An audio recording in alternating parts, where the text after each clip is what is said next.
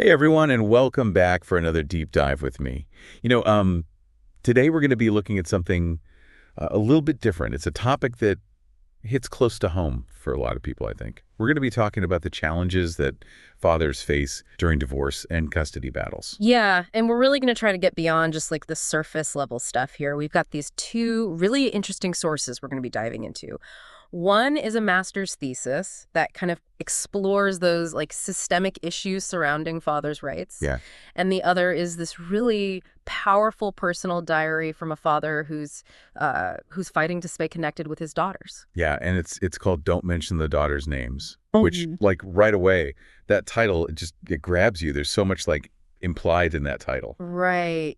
Just that title alone kind of hints at this level of complexity and pain that's often not talked about. Yeah. And Oh, yeah. actually, it reflects the legal advice he got to protect his daughter's privacy. So it's like this added layer of sorrow to his story. Wow. Okay, so we've got this personal story that we're going to get into.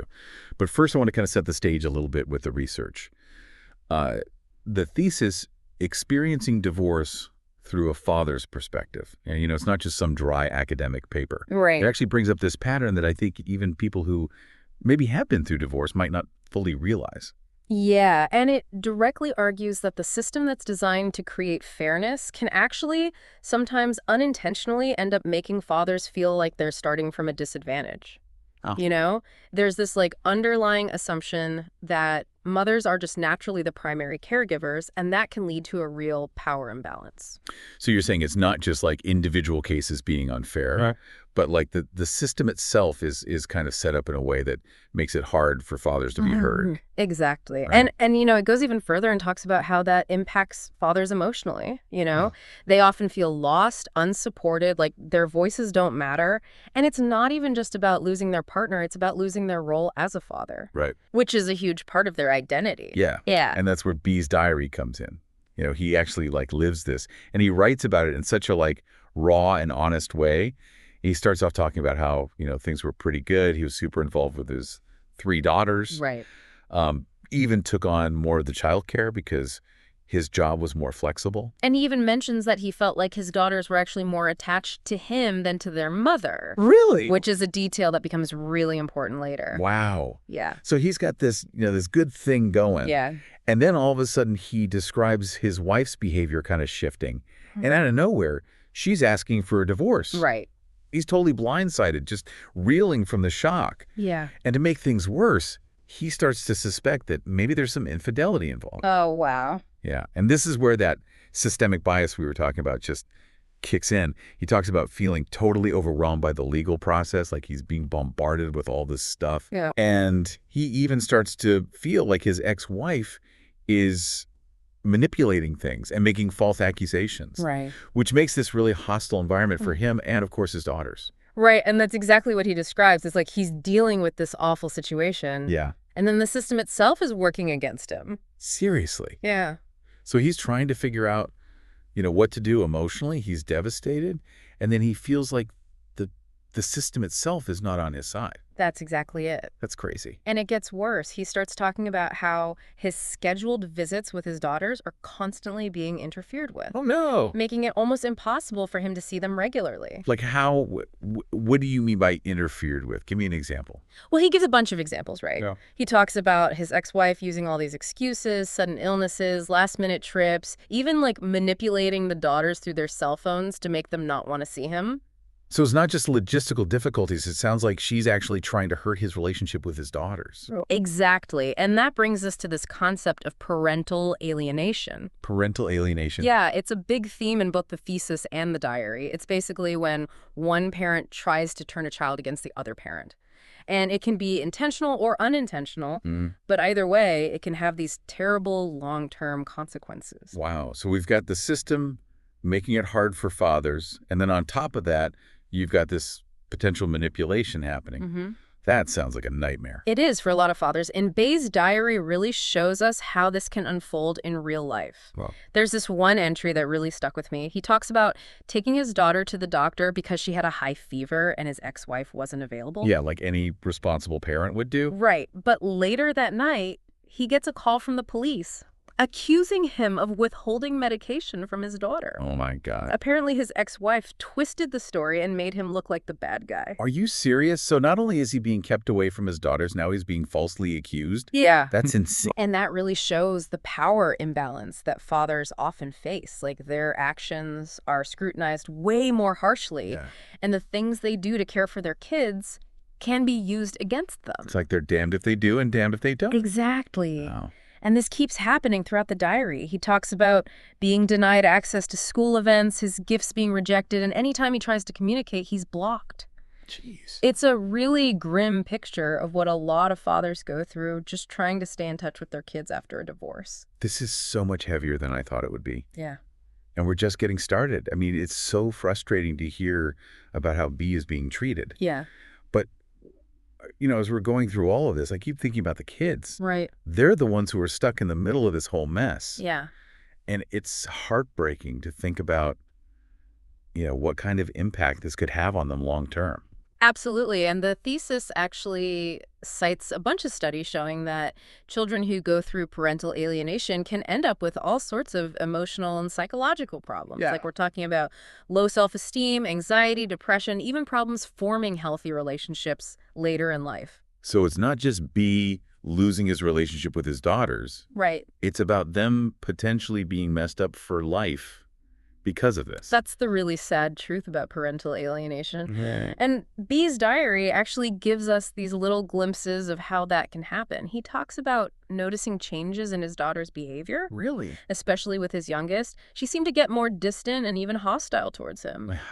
What kind of changes did he see? Well, he gives some specific examples. He talks about his youngest daughter refusing to hug him, ignoring his calls, Wow. and even repeating these negative things about him that she probably heard from her mom. It's like she's being programmed to reject her own father. Yeah, it's really sad. It's awful. Yeah. So what can be done to protect these kids? Like, is this system even able to recognize and deal with this kind of manipulation? That's the big question. The thesis argues that there needs to be a much more proactive approach to parental alienation. Stricter legal consequences for parents who are doing this. Okay. And just generally more awareness among lawyers and judges about how to spot it and how serious it is. That makes sense. But it must be hard to prove that a parent is doing this on purpose. Right. You don't want to punish someone who's genuinely trying to protect their kid. Right. But how do you tell the difference between that and actual manipulation? It's super complicated, which is why the thesis really stresses the importance of early intervention. Okay. Teaching parents how to communicate better, how to co-parent effectively, Right. and how important it is for kids to have good relationships with both parents, even after a divorce. Yeah. That could prevent a lot of this from even starting. It sounds like we need a complete overhaul of how we think about divorce and custody to really put the kids' well-being first. Absolutely. And it's not just about the legal system either. The thesis also talks about how societal expectations can make things even harder for fathers. What do you mean?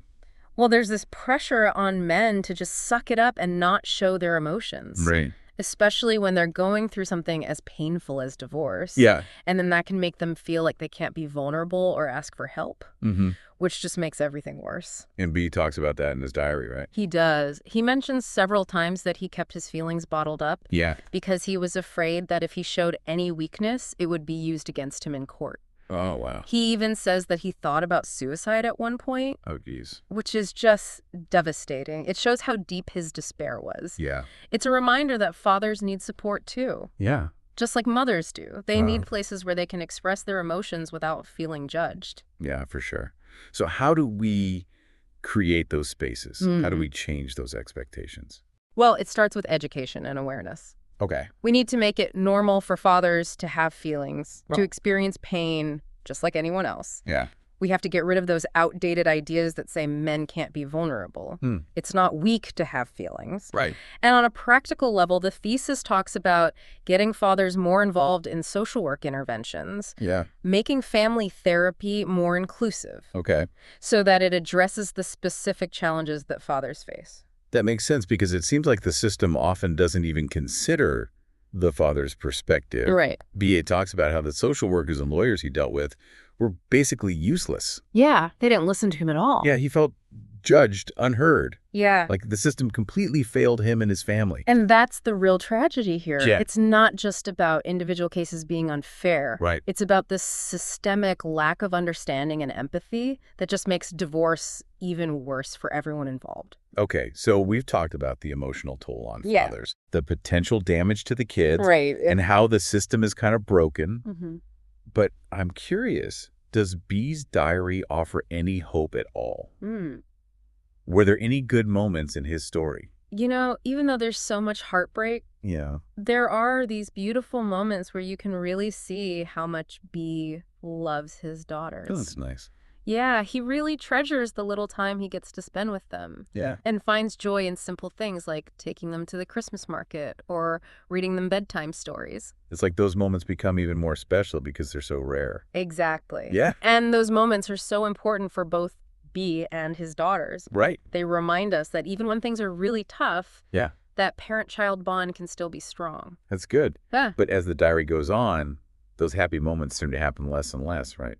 Unfortunately, yeah. And that's where the diary connects back to what the thesis was saying about the long-term effects of parental alienation. Okay. B describes feeling like he's losing his daughters little by little as their mother's influence gets stronger and stronger. It's like watching a relationship slowly fall apart. Yeah, it's really sad. And it sounds like B's story doesn't have a happy ending. No, it doesn't. Right. The last entry in his diary is just full of resignation and despair. Oh, wow. He writes about feeling defeated by the system, Jeez. completely drained emotionally, Yeah.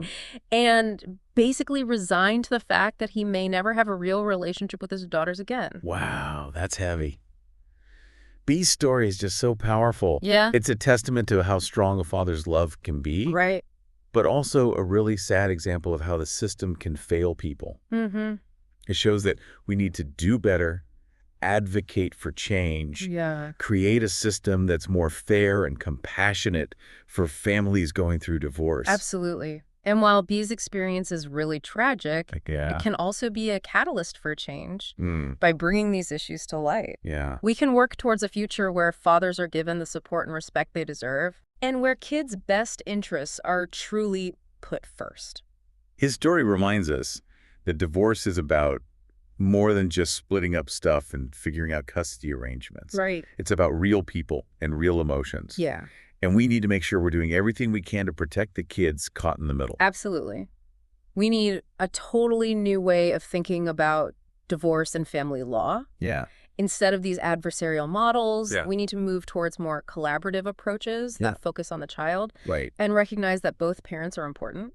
Yeah, that's so important. It's about having empathy, encouraging healthy communication, Yeah. and working together to make sure kids feel loved and supported no matter what their family looks like. And it's about understanding the unique challenges that fathers go through and giving them the resources and support they need to navigate divorce and co-parenting. Exactly. B's story is a reminder that we can't just sit back and do nothing.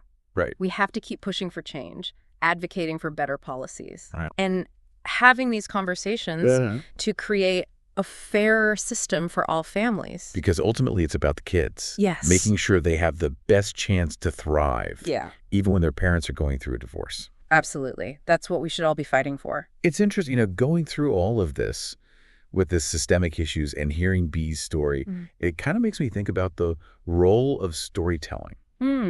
Like, how important is it to share these personal experiences? It's huge. We talk about the research, the policies, all that. Right. But sometimes it's a story like B's that really gets people's attention. Yeah, like it makes it real. Exactly. Statistics can be hard to connect with. Right. But a personal story puts a face on these issues, Yeah, it makes you think about the actual people who are going through this. Right, and B's diary, it's not just some sad story. Yeah. It really makes us think about how these biases we talked about actually affect people's lives.